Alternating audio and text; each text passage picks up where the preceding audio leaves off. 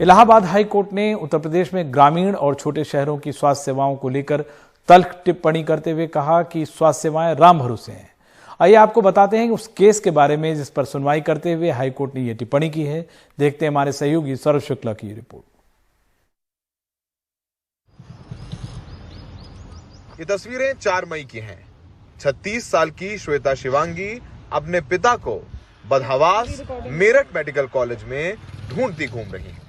श्वेता ने अपने पिता 67 साल के संतोष कुमार को यहां 21 अप्रैल को भर्ती कराया था।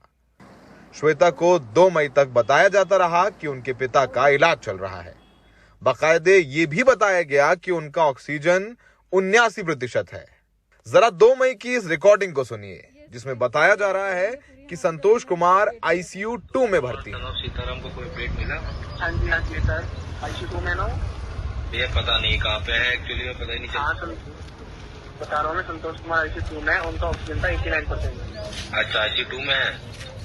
हाँ, ICU 2 में 89% उनका ऑक्सीजन था, लास्ट में जो नोट किया था। लेकिन असलियत भयावह है।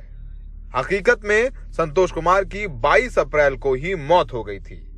अस्पताल का रजिस्टर बताता है कि संतोष कुमार का शव 22 तारीख को बाथरूम में मिला। 23 अप्रैल को संतोष का शव का अज्ञात में अंतिम संस्कार भी कर दिया गया और परिवार को अगले 10 दिन तक झूठ बताया जाता रहा। इतनी बड़ी लापरवाही के बाद जांच बैठाई गई। जांच में दोषी पाए गए डॉक्टर, नर्स और 2 वार्ड बॉय का निलंबन करने की बजाय उन्हें 1 महीने का वेतन काटकर छोड़ दिया गया। प्रथम दृष्टया में उस समय जो टीम लीडर थे, जिनके समय एडमिशन हुआ था, जो सिस्टर इंचार्ज उस समय जो कर रही थी 2 दिन के, उनके खिलाफ उनके कुछ के वेतन वृद्धि रोक दी गई और वेतन जो कॉन्ट्रैक्ट का स्टाफ था उसका 1 महीने का वेतन काटा गया। हम इस वक्त मेरठ के मेडिकल कॉलेज के बाहर हैं। इतना बड़ा मामला हुआ कि हाई कोर्ट तक ने फटकार लगाई प्रदेश को और कहा कि राम भरोसे है यहाँ का स्वास्थ्य सिस्टम। लेकिन इस पूरे मामले में कार्रवाई के नाम पर कुछ नहीं किया गया। कुछ लोगों को चेतावनी दी गई है और कुछ लोगों की वेतन वृद्धि यानी उनकी सैलरी का जो इंक्रीमेंट होता है उसे रोक दिया गया है। सस्पेंशन किसी का नहीं हुआ है।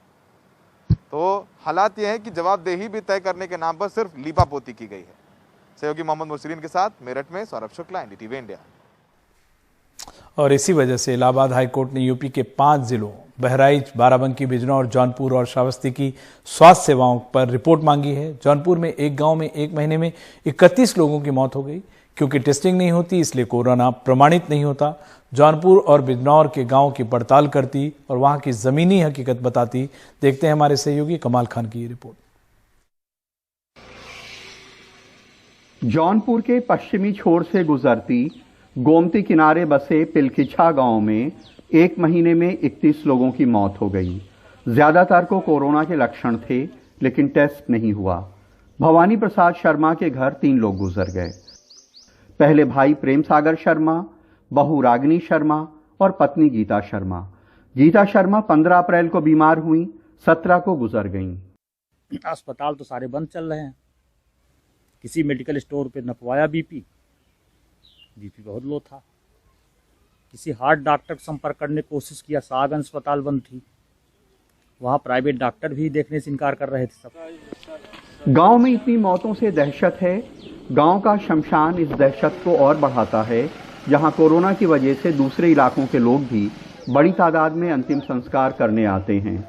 चाय पान की दुकानें तक बंद हैं, जहां गांव वाले फुर्सत में अड्डेबाजी करते थे। रेनू यादव टीचर थीं, पंचायत चुनाव की ड्यूटी में गईं, कोरोना जैसे लक्षण के साथ गुजर गईं। 12 तारीख को ट्रेनिंग किए थे, उसके बाद कहीं नहीं गए, घर पे थे। केवल स्कूल जाते थे, स्कूल से फिर वापस घर पे। जैसे बुखार हुआ था, जैसे उनको दर्द हो रहा था पूरी बॉडी में, इसलिए हम CT स्कैन कराए। बाद में दूसरे दिन सांस का प्रॉब्लम होने लगा। इलाके के खुटहन प्राथमिक स्वास्थ्य केंद्र के डॉक्टर बताते हैं कि इस बारे में SDM ने मीटिंग कर गांव में लोगों की टेस्टिंग कराने और उनमें जागरूकता फैलाने के लिए आशा वर्कर को जिम्मेदारी दी है।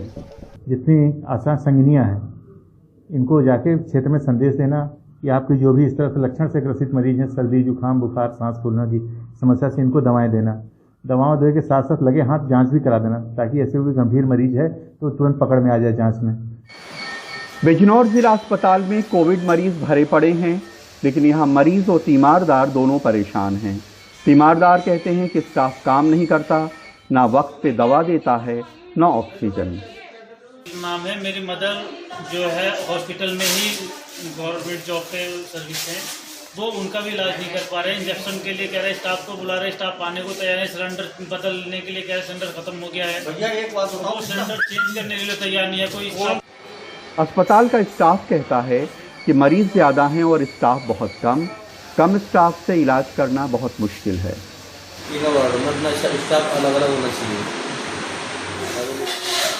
अब 2 स्टाफ है, तीनों वार्ड जितनी दिक्कत आती है। ये 3 वार्ड में कितने मरीज हैं टोटल? 3 वार्ड में इसमें कि एक वार्ड में कम 30 मरीज हैं। किसी में 30 है, किसी में 22 है, किसी में 28 है। हाईकोर्ट ने अपने आदेश में लिखा है कि छोटे शहर और गांवों की स्वास्थ्य सेवा समझने के लिए हमने बिजनौर को टेस्ट केस के तौर पे लिया। बिजनौर शहर की आबादी 9,25,312 है। यहाँ लेवल 3 का एक भी अस्पताल नहीं। 3 सरकारी अस्पतालों में सिर्फ 150 बेड हैं। यहाँ सिर्फ 5 बाईपैप और 2 नेजल कैन्यूला हैं। ग्रामीण बिजनौर की आबादी करीब 32 लाख है। यहाँ 10 CHC हैं, यानी 3 लाख के लिए 1 CHC। 3 लाख की आबादी पे यहाँ सिर्फ 30 बेड हैं। 300 बेड के लिए 17 ऑक्सीजन कॉन्सेंट्रेटर हैं। एक भी बाईपैप नेजल कैन्यूला नहीं है। 300 बेड पे सिर्फ 250 ऑक्सीजन सिलेंडर हैं। गांवों में लोगों में कोरोना के लक्षण भी हैं और मौतें भी हो रही हैं, लेकिन ये तब तक प्रमाणित नहीं होगा कि मौतें कोरोना से हुई हैं जब तक टेस्टिंग ना हो जाए। इसलिए सबसे ज़्यादा ज़रूरी है कि गांवों में ज़्यादा से ज़्यादा लोगों की टेस्टिंग हो। बिजनौर में जुबैर और जौनपुर में राजेश श्रीवास्तव, कैमरामैन विनीत कुमार वर्मा के साथ कमाल खान, NDTV इंडिया। उधर बिहार में नीतीश कुमार ने तय किया कि कोरोना का इंतजाम देखने के लिए जिले का वर्चुअल दौरा करेंगे। वर्चुअल दौरा करने पर उन्होंने पाया कि सब कुछ ठीक ठाक है। सब कुछ असलियत में कितना ठीक ठाक है, ये तो उस वक्त पता चला जब एक वीडियो सामने आया।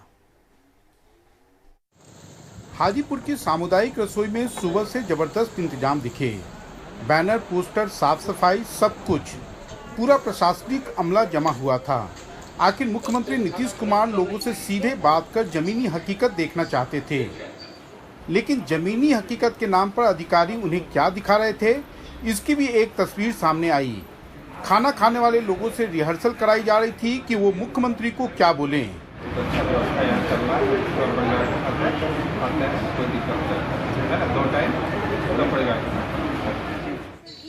खैर, अधिकारियों ने नीतीश कुमार को सब कुछ दिखाया भी, लोगों से बात भी कराई। अधिकारियों के मुताबिक वो संतुष्ट भी हुए। आज माननीय मुख्यमंत्री जी द्वारा वर्चुअल टूर किया गया 2 सेंटर का, एक हाजीपुर के सेंटर का और एक वैशाली उच्च विद्यालय महुआ। तो माननीय मुख्यमंत्री जी द्वारा दोनों सेंटर का टूर किया गया। वहाँ लोगों से पूछा गया, फीडबैक लिया गया कि किस तरह का व्यवस्था है। किचन का इंस्पेक्शन किया गया कि वहाँ पे साफ़ सफाई की क्या व्यवस्था है, खाना बनाने की क्या व्यवस्था है, और ओवरऑल सब चीज़ संतोषजनक है। तो बिहार बद इंतजामी से ऐसे लड़ता है, अफसर अपने मुख्यमंत्री को एक सुनहरी तस्वीर दिखा देते हैं और मुख्यमंत्री संतुष्ट हो जाते हैं। हाजीपुर से कौशल किशोर के साथ मनीष कुमार की रिपोर्ट। कमाल ये भी है कि जमीन से जुड़े नेता नीतीश कुमार माने जाते हैं और जमीन छोड़ अब वर्चुअल कॉन्फ्रेंसिंग में ज़्यादा यकीन करते हैं। इस वर्ष कोरोना की चपेट में बिहार के 80 से अधिक डॉक्टर और अन्य स्टाफ जैसे नर्स और पैरामेडिक आ चुके हैं, लेकिन IMA का रोना है कि प्रधानमंत्री नरेंद्र मोदी की घोषणा के मुताबिक मात्र 4 डॉक्टर के परिवारों को छोड़कर किसी को 50 लाख का मुआवजा नहीं मिला है। IMA तो अब प्रभावित परिवारों के लोगों के लिए चंदा भी इकट्ठा कर रहा है। पटना के IGMS के कोरोना वार्ड के ICU में जरा भी जगह खाली नहीं है। ऐसे वार्डों में रात दिन काम करने वाले 80 से ज़्यादा डॉक्टर, नर्सें और फ्रंट लाइन स्वास्थ्यकर्मी इस दूसरी लहर में कोरोना की चपेट में आ चुके हैं। हमारे जो डॉक्टर मरे हैं, जो 50 लाख देने की बात है, अभी तक नहीं हुआ है, उसको देने की कृपा करें। कारण कि यदि प्रोत्साहन राशि यदि कुछ परिवार को नहीं मिलेगा तो जो डॉक्टर जान पर खेल के काम कर रहा है उसको करने में दिक्कत हो जाएगी। विशेषज्ञों की माने तो इस बार वायरस के खतरनाक स्ट्रेन के कारण भी समय पर इलाज के बावजूद स्वास्थ्य कर्मियों की मौत हुई। बिहार के स्टेट में ऐसा मैंने कभी नहीं सुना था, और ऐसा भी नहीं कोई जवान या बूढ़ा या डॉक्टर एकदम 25 साल का, 26 साल का, 24 साल का डॉक्टर सबकी मृत्यु हो रही है। तो इसलिए हम तो क्या बताएं, ये वही कारण है कि पहले का जो देखिए यही कंसेप्ट जो शुरू में था 2 फीट का 6 फीट का दूरी और ये सब तो खत्म है। ये तो एरोसोल इफेक्ट है, वातावरण में वो है। अब जहाँ पर बहुत ज़्यादा वातावरण में है, हॉस्पिटल में हम काम कर रहे हैं और उसके आउटडोर में बहुत ज़्यादा वातावरण में है, तो मान लिया उधर से गुजर रहे हैं, कितनों मास्क पहने हुए, चाहे बतियाने के लिए इन्ने उन्ने हो गया, मास्क घसक गया, घुस गया और उसके बाद हो गया। लेकिन सवाल है कि आईएमए को आखिर अपने मृतक सहयोगियों के परिवार वालों की मदद करने के लिए पूरे देश में चंदा क्यों मांगना पड़ रहा है। अभी तक में अब ऑल टुगेदर इस साल अब जो सेकेंड जो स्ट्रेन आया वो 83 है और पहला मिला करके 120 लगभग हो गया है, और अभी तक सेंट्रल गवर्नमेंट से 4 लोगों को मुआवजा मिला है। प्रधानमंत्री गरीब कल्याण योजना के अंतर्गत जो 50 लाख रुपए का इंश्योरेंस स्कीम है, उसके तहत हम लोगों ने बिहार राज्य से कई अनुशंसाएं भेजी हैं, जिसमें आज के दिन में 29 रिकमेंडेशंस हम लोगों ने भेजा है, 6 की स्वीकृति भी प्राप्त हो गई है। अभी जब हम ये खबर फाइल कर रहे थे कि खबर आई कि पटना के मशहूर heart surgeon doctor Prabhat Kumar भी आखिरकार कोरोना से अपनी जंग हार गए। निश्चित रूप से इससे बड़े सदमे की खबर ना बिहार और ना ही देश के लोगों के लिए हो सकती थी। उम्मीद है कि आने वाले दिनों में हमारे देश के अधिकारी और बाबू हमारे फ्रंट लाइन वर्कर्स के इस शहादत को कहीं ना कहीं नज़रअंदाज नहीं करेंगे और उनके प्रति संवेदना दिखाएंगे। पटना से कैमरामैन हबीब अली के साथ मनीष कुमार, एनडीटीवी इंडिया के लिए।